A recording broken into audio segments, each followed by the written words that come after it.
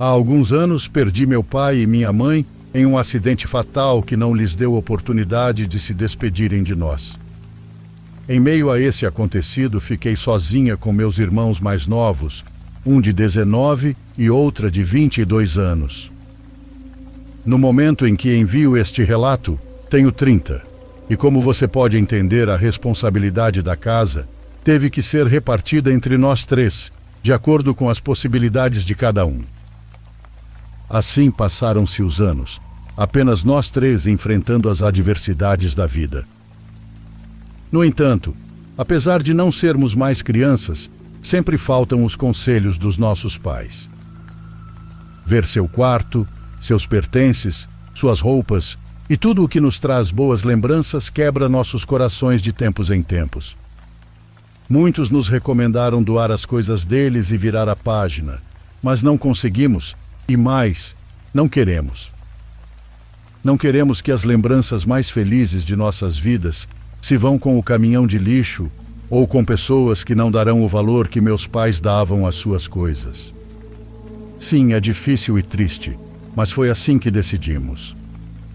A relação entre meus pais e meu relato é bastante assustadora, especialmente por tudo o que vivi durante o tempo em que estive prestes a morrer. Lembro-me perfeitamente que era o aniversário da Carol, uma amiga muito querida do trabalho, uma mulher muito amável, alegre e que transmite boa energia o tempo todo. Já havíamos organizado sua festa e tínhamos que ir a uma boate localizada no centro da cidade. O complicado era sair do trabalho, chegar em casa, tomar banho e voltar para comemorar com minha amiga. Enfim, combinamos de nos encontrar às 9 da noite no local para nos divertir um pouco. Corri para casa. Já tinha preparado minha roupa na noite anterior, então só precisava acertar alguns detalhes para voltar e me divertir. No entanto, as coisas não aconteceram assim. Entrei no banho apressadamente e foi aí que cometi o pior erro da minha vida. Fiz isso sem colocar o chinelo, então, sem perder tempo, achei fácil entrar no banho assim. Abri a água quente e esperei um pouco para misturá-la com a fria e comecei a molhar meu corpo. Peguei o sabonete e a bucha e rapidamente comecei a me esfregar. Até aquele momento, tudo estava como de costume, mas quando coloquei o shampoo no cabelo e comecei a enxaguar, aconteceu algo que me trouxe aqui esta noite para contar a experiência mais aterrorizante da minha vida. Não sei como aconteceu nem como me movi, mas escorreguei e minha cabeça bateu em uma pequena quina do lado direito do chuveiro, onde colocamos tudo o que usamos para o banho: shampoo, condicionadores, buchas, sabonetes e mais. Mas falta dizer algo. Meses antes do meu acidente, uma peça de azulejo havia se soltado do nada, talvez pela umidade, deixando a borda exposta. Escorreguei e ainda assim tentei me segurar em algo, mas em quê? Se tudo ao redor era azulejo e estava molhado. Ao cair, senti uma pancada estrondosa na nuca e depois tudo escureceu, mas imediatamente senti alguém me sacudindo pelo braço para me acordar. Abri os olhos lentamente, pois estava difícil, e o que vi me impressionou tanto. A pessoa que estava tentando me acordar era meu pai. Gritei de susto, pois como era possível que meu pai morto estivesse ali tentando me acordar? Mas fora isso, algo mais estava errado. Eu sentia que gritava, mas nenhum som saía da minha garganta. Entendia perfeitamente as intenções do meu pai, mas até aquele momento, ele também não pronunciava uma única palavra. Me levantei pensando que talvez a pancada tivesse me atordoado tanto que eu não conseguia falar, mas meu coração ou minha mente claramente suspeitavam de algo paranormal. Meu pai me ajudou, segurando-me pelo cotovelo, e me ajudou a sair do banheiro. Quando tentei cruzar o corredor que conecta a sala às escadas para subir ao meu quarto, vi minha mãe na cozinha. Nesse momento, me enchi de um pânico profundo.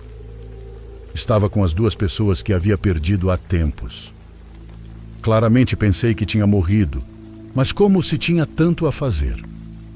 Imediatamente comecei a sentir uma mistura de emoções: especialmente preocupação com meus irmãos. Comecei a chorar, tentando gritar com todas as minhas forças, mas não conseguia emitir nenhum som que vibrasse no ambiente. O que eu sentia, na verdade, era meus pulmões desinflando e uma dor imensa no coração. Olhei para meus pés e mãos tentando identificar se era uma alucinação, mas podia sentir o frio do chão e a água entre os dedos. Quando levantei o olhar, tudo mudou. Meu pai, que estava tentando me ajudar, e minha mãe, que antes estava na cozinha, agora estavam de costas para mim, subindo as escadas em direção ao quarto deles. Nesse momento parecia que a noite havia caído. Sim, havia luzes que iluminavam a casa, mas parecia tenebroso, como em um filme de terror. Comecei a segui-los tentando alcançá-los. Dava passos como podia, mas o corredor parecia muito longo, e quando finalmente cheguei às escadas, eles já haviam subido por completo e seguiam direto para o quarto. Comecei a sentir muito frio, o suficiente para que minha respiração soltasse vapor. Naquele momento, tudo estava escuro e eu só conseguia enxergar os degraus que subia enquanto tentava acompanhar meus pais. Olhei para trás por curiosidade e vi uma luz muito distante.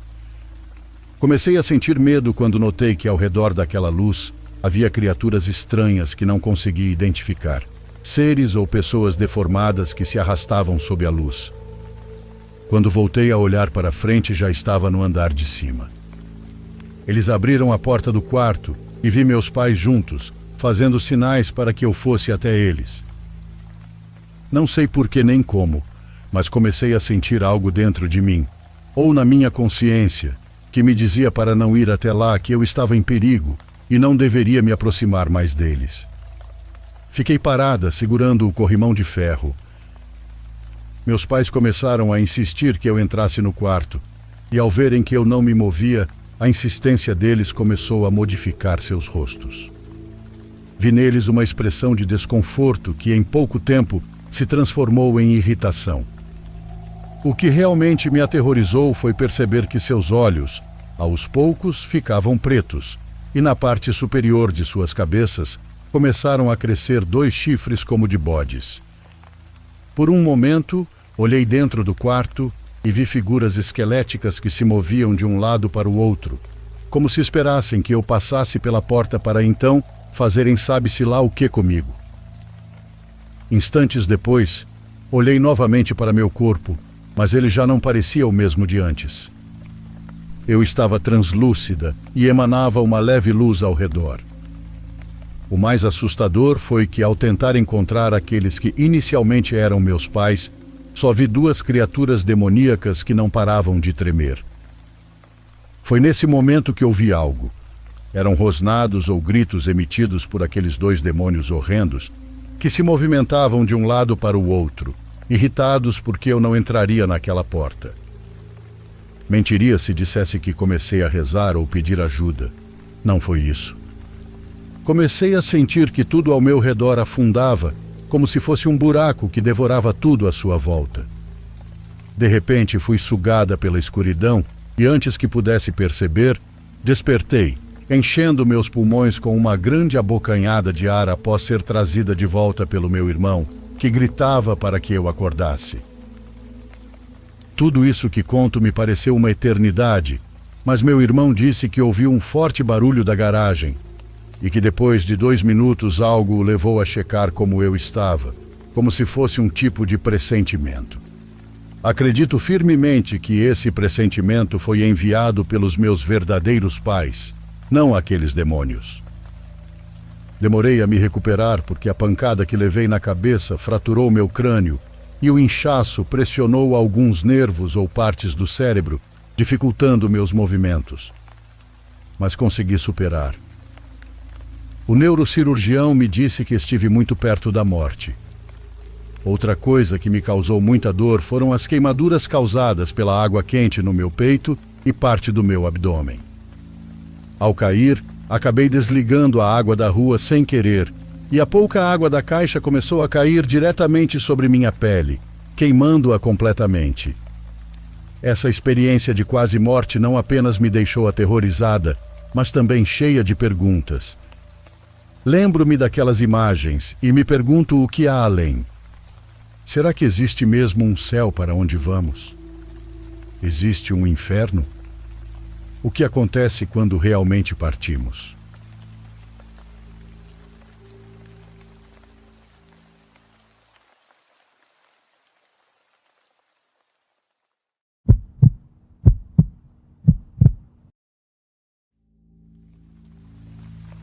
Olá, comunidade. Meu nome é Marcos e quero contar para vocês a pior experiência da minha vida. Algo que até hoje me faz acordar no meio da madrugada quando menos espero. Minha esposa diz que começo a gritar como se algo estivesse me queimando. Eu me contorço na cama e chuto em todas as direções, tentando escapar daquilo que tive que viver enquanto lutava entre a vida e a morte. Moro em uma área muito afastada, onde só há alguns anos a internet chegou e funciona quando quer. Ela cai especialmente nas noites de tempestade, quando o vento açoita os grandes mangueiros e coqueiros que existem aqui na minha pequena colônia. Numa noite de novembro, enquanto descansava na rede que coloquei no quintal de casa, aproveitando o ar fresco da noite e o sereno que caía, decidi escrever minha história. Mas quero avisar a todos que sejam sensíveis ou impressionáveis e talvez devam voltar em outro momento, pois o que vou relatar exige um bom estômago para ser digerido.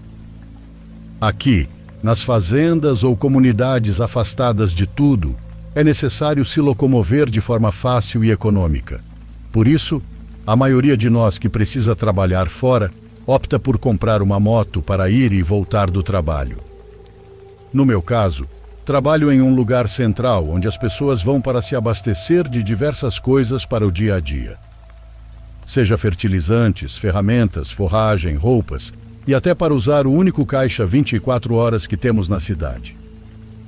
Eu trabalho em uma moagem. É um lugar onde, como o próprio nome diz, moemos café e chocolate para todos que querem apreciar o que há de mais tradicional que produzimos. Foi há exatamente um ano, quando todo mundo está comprando ingredientes para preparar a ceia, que vivi a experiência que até hoje me aterroriza. Por causa do movimento intenso das pessoas e da carga de trabalho, saí por volta das 9 da noite. Estava exausto, voltando para casa na minha moto, quando, à distância, avistei um táxi. Ainda é algo comum por aqui, só que o problema é que a maioria das pessoas tende a dirigir a mais de 100 por hora. Como você pode imaginar, também é perigoso andar devagar demais, porque isso pode causar um acidente inevitável. Bom, com isso eu nunca percebi que o carro, a vários metros à minha frente, estava parado. E na velocidade em que eu estava, em questão de segundos, me vi frente à traseira daquele táxi, sem possibilidade de fazer nenhuma manobra para desviar. Eu freiei, mas o pneu dianteiro da moto deslizou como uma faca quente na manteiga.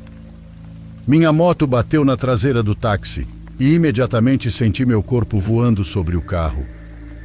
Lembro-me, como se fosse em câmera lenta, da minha testa batendo no chão. Foi um impacto tão forte que meu capacete se partiu. Depois desse golpe, tudo ficou escuro. E foi aí que começou o que, até agora, enquanto descrevo isso, arrepia minha pele e provoca um calafrio em todo o meu corpo. Depois do que para mim foram apenas instantes de escuridão, comecei a ver à distância uma luz que se movia pela estrada e lentamente se aproximava. Quando finalmente consegui distinguir, vi que era uma idosa. Me aproximei dela bastante agitado, pois sabia perfeitamente que havia acabado de bater em um carro, mas ao olhar para trás ou para os lados, não vi absolutamente nada. Eu estava suando e respirando com dificuldade. Minha consciência, minha alma ou meu espírito, como você quiser chamar, sabia perfeitamente que algo não estava certo. E isso ficou ainda mais evidente quando, no meio do matagal, entre as árvores e o capim, comecei a ver sombras pulando entre as árvores. Eram sombras que se arrastavam pelo pasto ou se escondiam nos troncos das árvores. Elas atravessavam as cercas de arame como fantasmas e quando comecei a ouvir sons estranhos, corri em direção àquela senhora que vinha no meu sentido. Olhei para trás algumas vezes e aquelas sombras começaram a cobrir toda a estrada, como se aquela escuridão estivesse absorvendo tudo ao seu redor, e cedo ou tarde acabariam me levando também.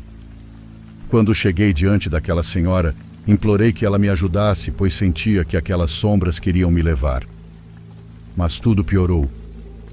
Me ajoelhei no chão, tentando abraçar as pernas daquela senhora, implorando por ajuda. Quando fechei os olhos para agarrá-la com todo o meu medo, comecei a sentir que aquelas pernas começaram a se afinar, tanto que ficaram como um par de patas de vaca. O terror foi tão grande que quando pulei para cima, o rosto da senhora havia se transformado em uma caveira. O rosto da senhora pendia como se fosse apenas uma máscara, e ela começou a emitir sons que não consigo explicar. Naquele momento, a única coisa que veio à minha mente foi implorar a Deus por ajuda. Me curvei, implorando ao nosso Pai que me resgatasse daquela situação. No entanto, do nada, bem diante de mim, aquela caveira com patas de vaca e o invólucro do que antes era uma senhora me segurou pelo pescoço. Comecei a sentir meus pulmões arderem e que agora, de fato, estava morrendo. Não sei como aconteceu, mas aquela coisa diante de mim me lançou longe e assim que caí no chão, respirei fundo. Porém, isso não foi o mais impressionante. Quando me levantei e olhei ao redor, vi que das margens da estrada começaram a surgir sombras, como espectros que se retorciam de maneira assustadora e rastejavam em minha direção.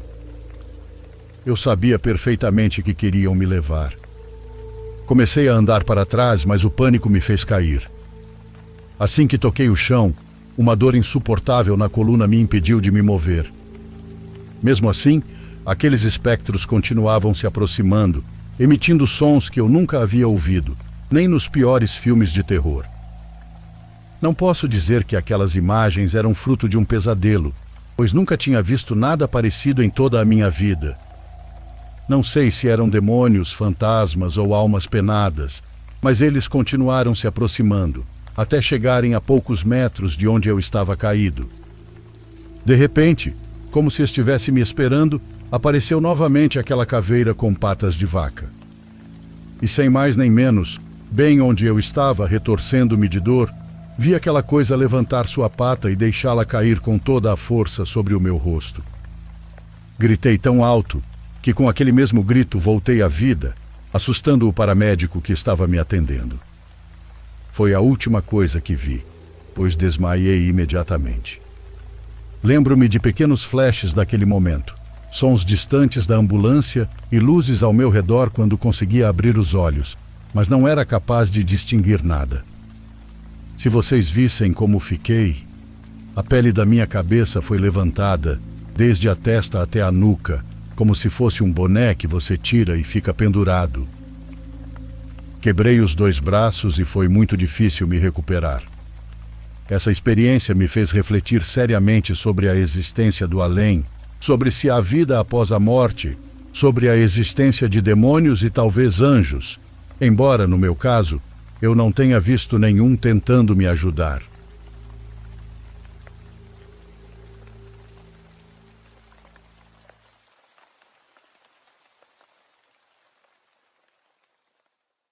Por favor, curta e se inscreva se você estiver gostando. Agora continuamos.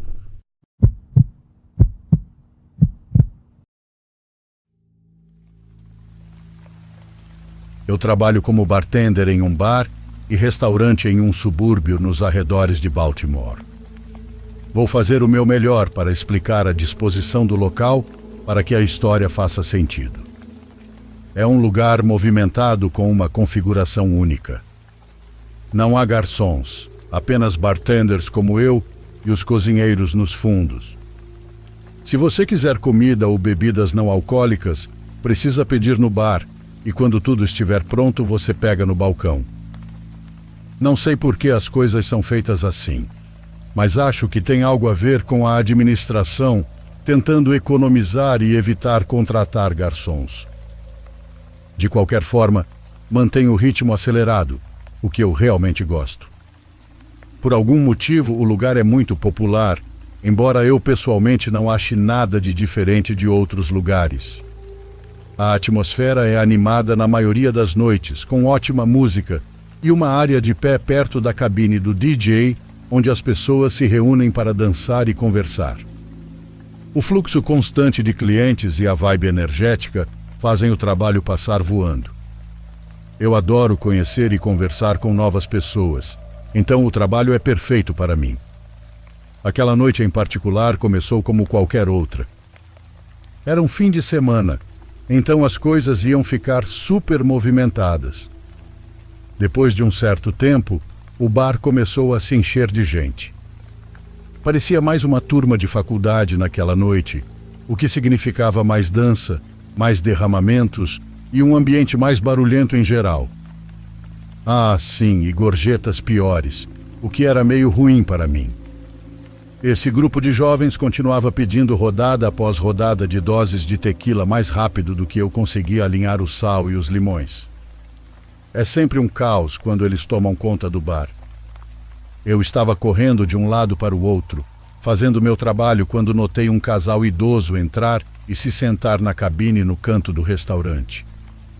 À primeira vista, não havia nada de estranho neles.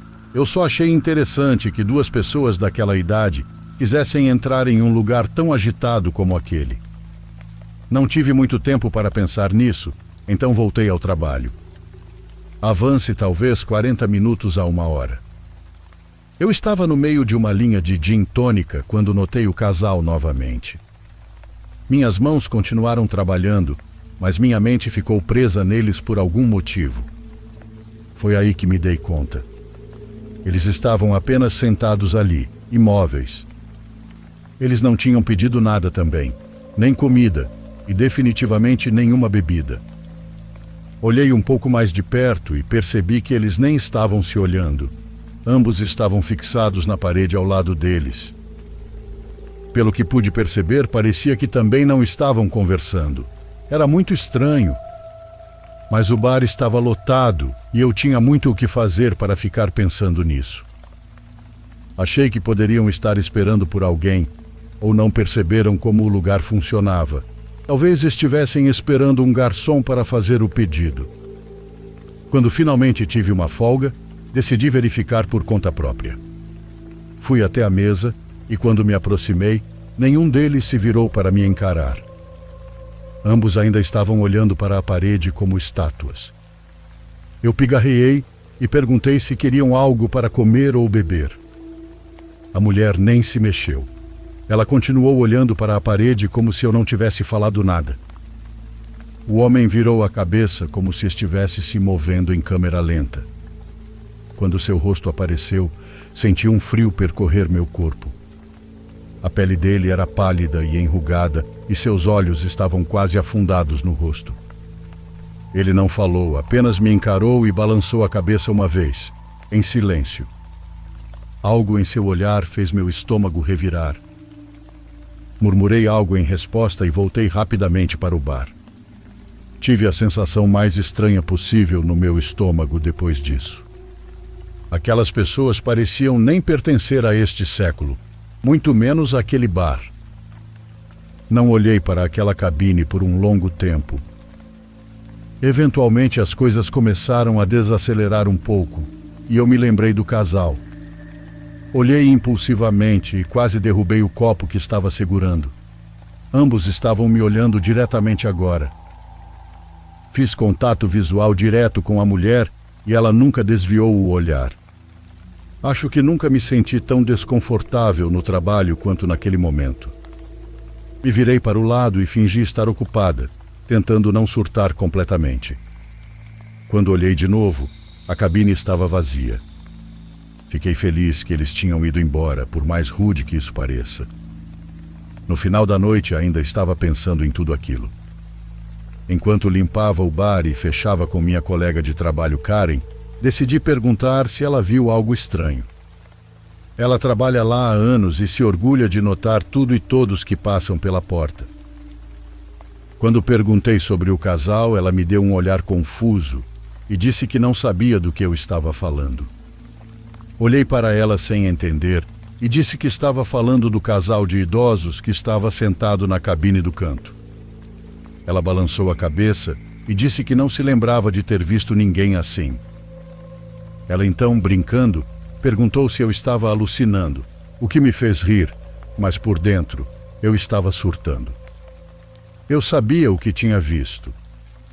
Perguntei se ela tinha certeza, e ela cruzou os braços antes de listar pelo menos 10 pessoas aleatórias que pediram comida naquela noite e o que estavam vestindo.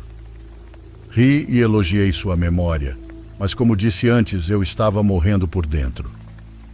Quando trancamos tudo, comecei a duvidar de mim mesma. Ao caminhar até o meu carro, notei algo que quase me fez deixar cair as chaves de tanto medo. Do outro lado da rua, havia 2 figuras escuras de pé sob uma luz de rua. Eu sabia que eram eles. Não esperei sequer mais um segundo. Entrei no carro, tranquei as portas e saí do estacionamento sem olhar para trás. A viagem de volta para casa foi horrível. Eu estava tentando não desmoronar o tempo todo. Continuei repetindo, meu Deus, várias vezes. Será que Karen de alguma forma não os viu? Aquelas pessoas eram reais? Eu estava ficando louca? Eu não consigo explicar. Gostaria que essa história tivesse um final resolvido, mas não tem.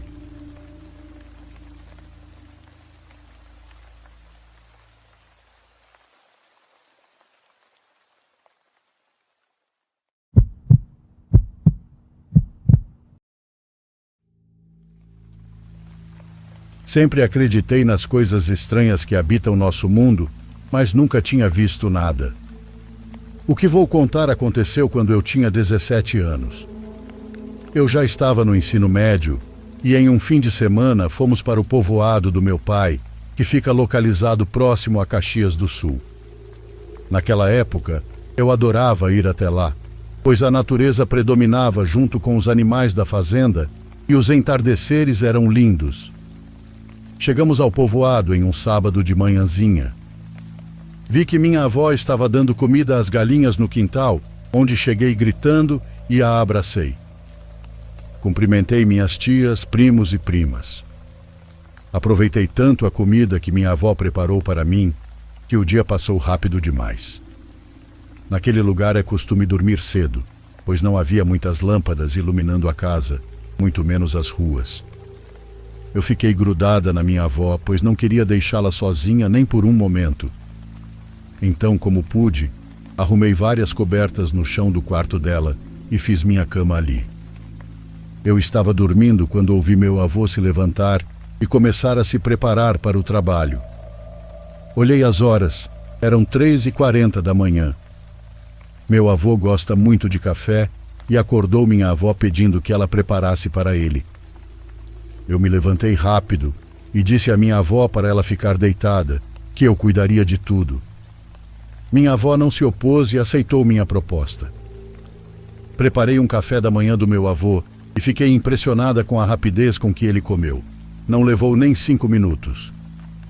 Saí com os pratos na mão para me despedir dele. Vi como ele montou em seu cavalo e seguiu para o campo. Fui para o tanque de lavar louça. Era uma madrugada muito fria e escura, mas de certa forma eu gostava. Estava lavando os pratos com aquela água gelada quando ouvi os burros começarem a zurrar alto e a bater os cascos. Os burros estavam nos fundos e na frente deles ficava o galinheiro. As galinhas também começaram a cacarejar e a bater as asas. A casa estava escura, dava para ver apenas a silhueta das árvores na rua e um pouco do que a lua iluminava. Os sons não paravam, era um barulho enorme de animais e eu comecei a me assustar. Foi então que, enquanto enxaguava os pratos, ouvi um tipo de grito abafado, muito agudo, que parecia se aproximar. Segundos depois, vi cruzar da outra rua até a árvore em frente uma enorme bola de fogo, que ficou no galho mais grosso. Fiquei apavorada e minha primeira reação foi me esconder atrás do tanque enquanto espiava.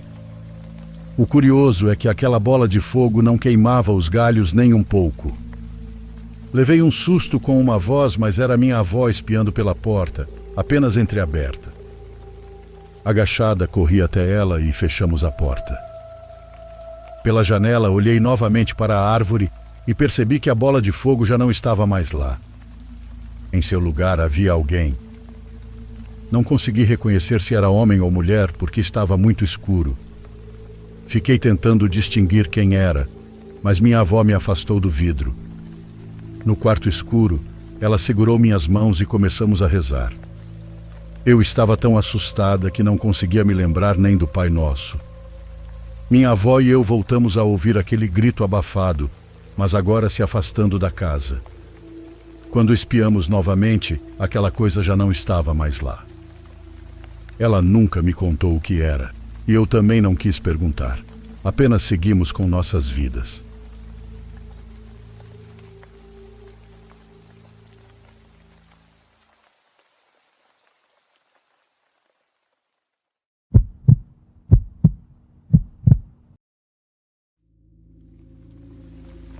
Isso aconteceu quando aluguei uma cabana aqui no interior de São Paulo. Era escondida em um pedaço de terra cheio de pinheiros e vegetação densa. Achei que fosse um lugar tranquilo quando o visitei pela primeira vez. A cabana tinha um charme rústico, com uma varanda que dava a volta na casa e um velho fogão a lenha. Além disso, não havia vizinhos a quilômetros de distância. Não sou exatamente um sobrevivencialista, mas sei cortar minha própria lenha e fazer reparos simples quando necessário. Na minha primeira estadia na cabana, a estranheza começou algumas semanas depois.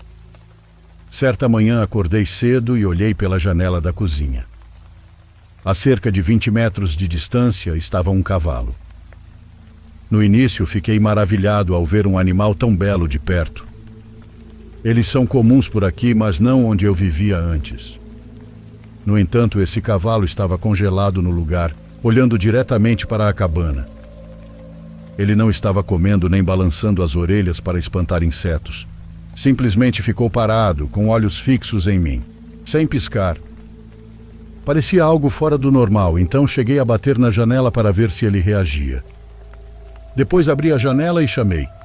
Mesmo assim, não houve nenhuma reação. Por fim, saí para a varanda, achando que ele fugiria ao me ver. Mas em vez disso, ele simplesmente se afastou lentamente, com toda a calma do mundo. Deixei para lá, pensando que era apenas uma peculiaridade dele. Afinal, não sou muito experiente com animais.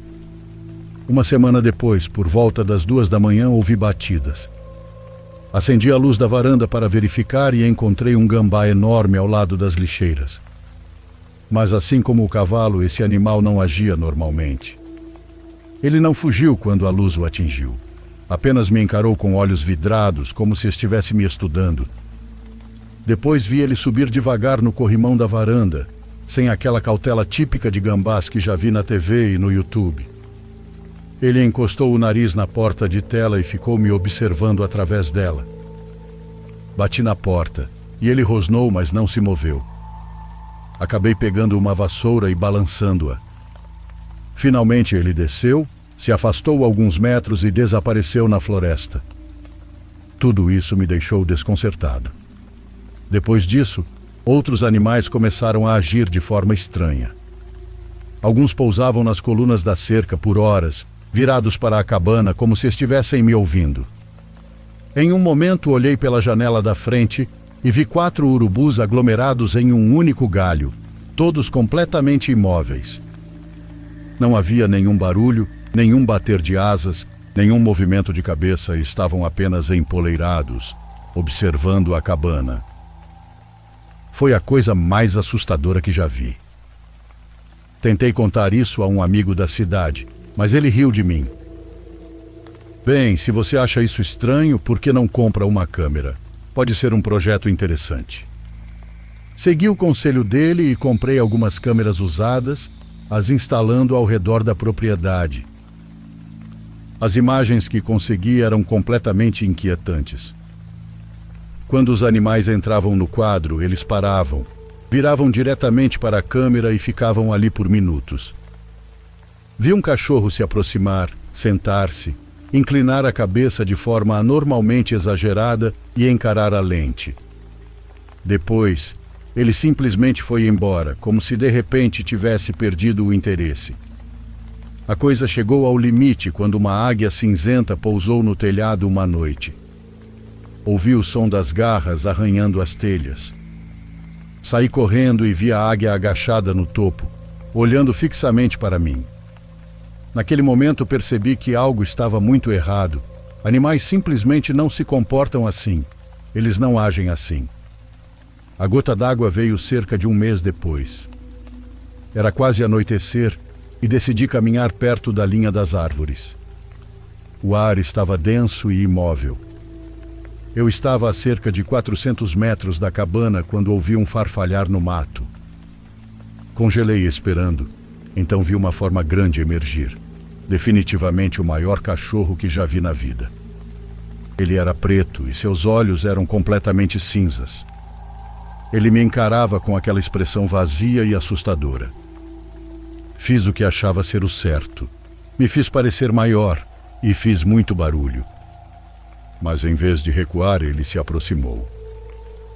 Eu podia ouvir sua respiração ofegante e irregular. Um medo estranho tomou conta de mim. Pensei que ele fosse me atacar e imaginei como me defender. Ele avançou e eu me virei e corri como um idiota. Sei que não se deve correr de um predador, mas corri mesmo assim. Naquele momento o instinto falou mais alto. Meu coração estava disparado enquanto corria de volta para a cabana. Podia ouvir aquele rosnado atrás de mim, quase como uma tosse. Passei perto demais de uma árvore, rasgando a perna num prego. Cheguei à porta da frente e a fechei rapidamente. Quase tive um ataque cardíaco quando ele bateu na porta, começando a arranhar e raspar nela. Aquilo não era normal. Pensei que talvez tivesse raiva. Talvez todos esses animais estivessem infectados com raiva. Bem, quando comecei a pensar que ele poderia arrombar a porta, tudo parou. Espiei pela janela alguns minutos depois e não vi nada. Nenhum rastro e nenhum cachorro. Ele simplesmente desapareceu. Adiantei algumas coisas do meu trabalho e fui embora logo depois disso, avisando ao proprietário que não voltaria e que deixaria comida na geladeira. Fiquei com um amigo na cidade por uma semana porque não queria voltar para casa e ficar sozinho depois dessa experiência. Não contei essa história para muita gente, mas sei o que vi. Havia algo de muito errado com aqueles animais. Talvez fosse raiva, algum tipo de raiva generalizada e insana. Não quero dizer que era algo sobrenatural, mas, novamente, não tenho as melhores explicações.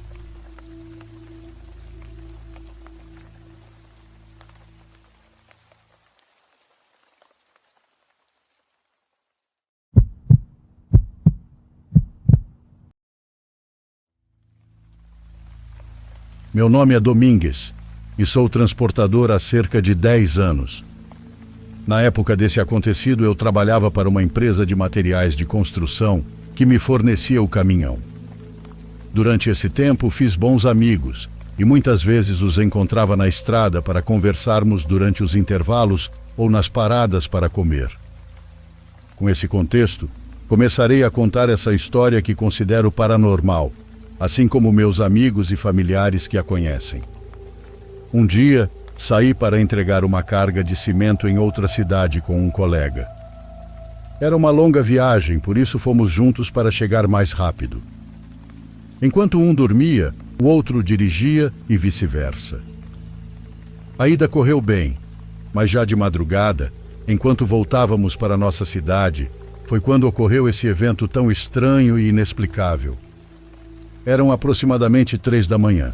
Eu estava dirigindo e meu colega estava dormindo logo atrás. Eu estava ouvindo rádio para passar o tempo, quando meu colega acordou e me disse que precisava muito ir ao banheiro. O problema era que estávamos muito longe de postos de gasolina ou cidades, e segundo o mapa do celular, ainda faltava 1 hora para o próximo posto de gasolina. Mas não tive outra opção a não ser parar para que ele pudesse fazer suas necessidades no meio daquele mato. E assim foi. Saí da estrada e estacionei o caminhão para que meu colega fosse, enquanto eu esperava dentro do veículo. Apenas pedi para ele não demorar muito, pois aquela área em que estávamos era muito escura e não sabia o que poderia ter por ali. Ele disse que seria rápido e foi, adentrando o mato onde eu não conseguia mais vê-lo. Fiquei esperando no caminhão com o rádio ligado. Estava ouvindo um programa de notícias quando de repente o sinal sumiu completamente. Peguei meu telefone para me distrair, mas também não tinha sinal. Achei estranho porque havia acabado de enviar uma mensagem e tinha quase todas as barras de sinal. Era muito esquisito que o sinal sumisse assim de repente. Não pensei muito nisso, pois estávamos na estrada e essas coisas acontecem. Olhei várias vezes para ver se meu colega estava voltando, mas não vi nada. Ele estava demorando demais e eu me sentia muito exposto naquele lugar, especialmente sem sinal nenhum. Neste ponto, eu já estava preocupado e quase desci para procurá-lo, mas então o vi caminhando entre o mato. Abri a janela e brinquei com ele dizendo que ele tinha matado as árvores ao redor, mas ele não sorriu, o que foi muito incomum, pois ele era sempre muito sorridente. Ele apenas continuou caminhando até finalmente entrar no caminhão e sentar-se no banco do passageiro, o que também achei estranho porque era a vez dele de dormir. Antes disso, ele havia dormido apenas cerca de 1 hora, então imaginei que ele fosse voltar para a cama. De qualquer forma, liguei o caminhão e saímos de lá. Perguntei se ele não queria dormir, já que em breve seria sua vez de dirigir, mas ele disse que não precisava, nem queria dormir. Além disso, sua atitude e forma de me responder estavam muito diferentes, muito frias, o que não combinava com ele. Perguntei se estava tudo bem, pois realmente queria saber o que havia acontecido para ele ficar daquele jeito. Mas sua única resposta foi que estava tudo 1000 maravilhas. Ele não tirava os olhos da frente, olhava para cima e para a estrada, mas não olhava para mim, só para a frente. O sinal voltou alguns minutos depois de nos afastarmos daquele lugar. Eu achei bom porque estava muito desconfortável com meu colega em total silêncio. Então finalmente pude ouvir as notícias no rádio. Não fiz mais conversa com ele, pois ficou claro que ele não queria falar, então seguimos o resto do caminho em silêncio. As horas se passaram e estava quase amanhecendo. Logo seria a vez dele dirigir, o que me preocupava, pois ele mal havia dormido. Estava muito nervoso, então parei em um posto de gasolina para comprar café. Perguntei se ele queria descer para esticar as pernas, já que logo seria sua vez de dirigir, mas ele disse que não queria café e que não sairia do caminhão. Enquanto estava no banheiro, recebi uma ligação no celular e era ele, meu colega que estava comigo.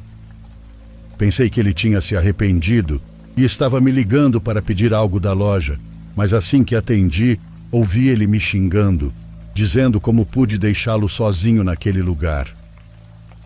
Eu não entendia o que ele estava dizendo, então pedi para ele se acalmar e explicar do que se tratava. De forma irritada, ele disse que na noite anterior o deixei sozinho no mato, que ele desmaiou e acordou caído naquele lugar 2 horas atrás. Segundo ele, um senhor que estava passando na estrada o ajudou e ele estava a caminho de volta para a cidade.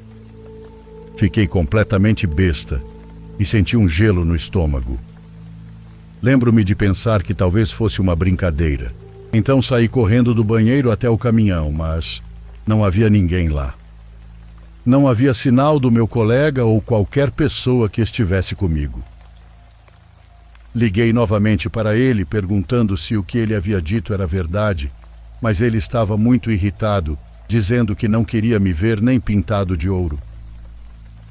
Tentei explicar o que aconteceu, mas depois de ouvir minha explicação, ele apenas riu e desligou o telefone.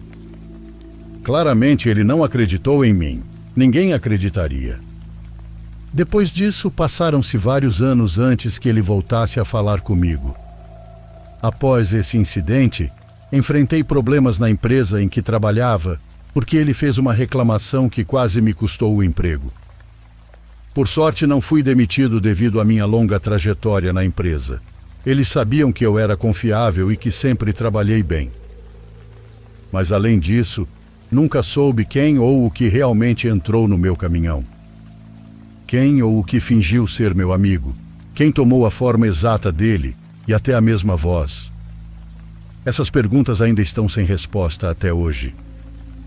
Tudo foi muito estranho, especialmente somado ao fato do sinal do celular ter sumido naquela área e de meu colega não se lembrar de nada do que aconteceu naquela noite, exceto de acordar confuso no matagal na manhã seguinte, com uma forte dor de cabeça. Quem ou o que entrou no meu caminhão e passou horas comigo?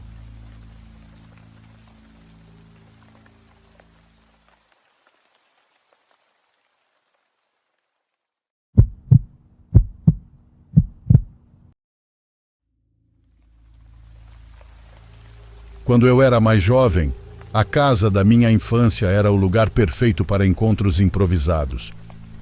Havia algumas razões para isso. Meu pai tinha um enorme espaço no porão, quase como uma caverna, com um estoque praticamente ilimitado de cerveja e outras bebidas. Além disso, meus pais geralmente nos deixavam beber lá embaixo e nos deixavam em paz. Eu morava em um terreno bem grande, e minha casa fazia divisa com uma floresta de tamanho razoável.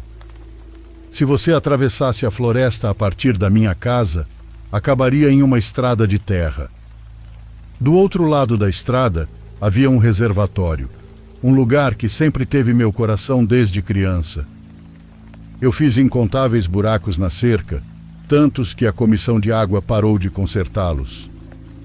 Afinal, é ilegal para civis invadirem a área do reservatório. Mas quando criança, aquele era meu refúgio. Eu ia lá para fumar, fugir dos meus pais, nadar e pensar. Era realmente um lugar bonito, provavelmente a única coisa que sinto falta daquela época. Meus amigos e eu estávamos jogando uma partida de sinuca no meu porão, com música eletrônica alta de fundo, quando meu amigo Chester teve a brilhante ideia de fazermos uma caminhada pela floresta até o reservatório. O tédio já estava batendo, então todos concordamos. Além disso, o sol ainda não tinha se posto, então não seria um pesadelo tentar nos orientar. Éramos 5. Eu, Chester, Rick, Jasper e Hassan.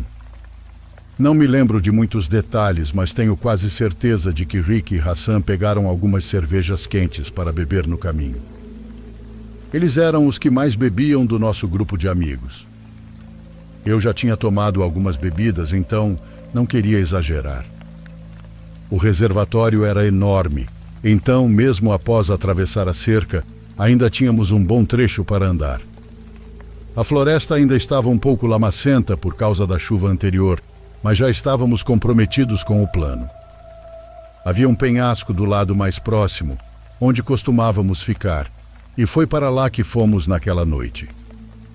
Depois de um tempo, decidimos continuar andando e nos instalar do outro lado do reservatório.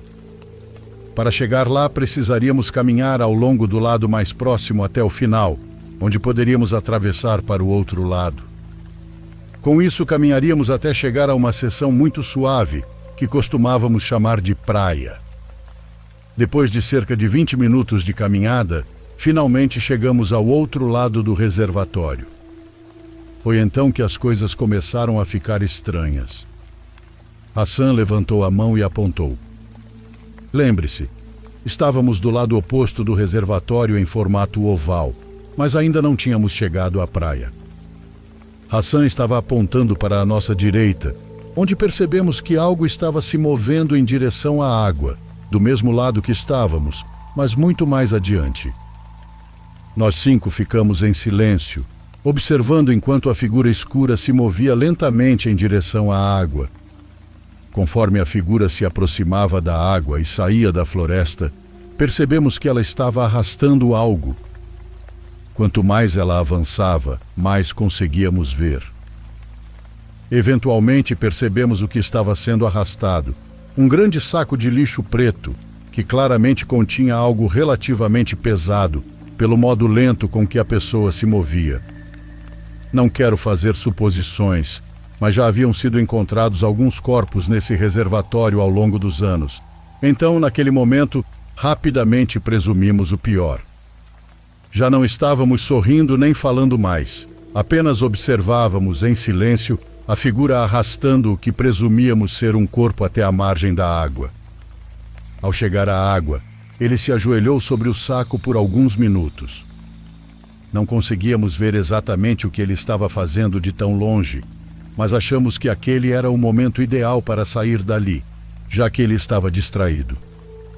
Antes que pudéssemos partir, Chester avistou algo mais que nos paralisou. 3 outras figuras saíram da floresta, 2 arrastando sacos. A terceira figura carregava um caiaque sobre a cabeça. O primeiro homem que vimos entrou no caiaque, enquanto os outros 3 ajudaram a carregar um dos sacos em seu colo. Ele remou até o meio do reservatório e vimos o saco de lixo desaparecer sob a superfície.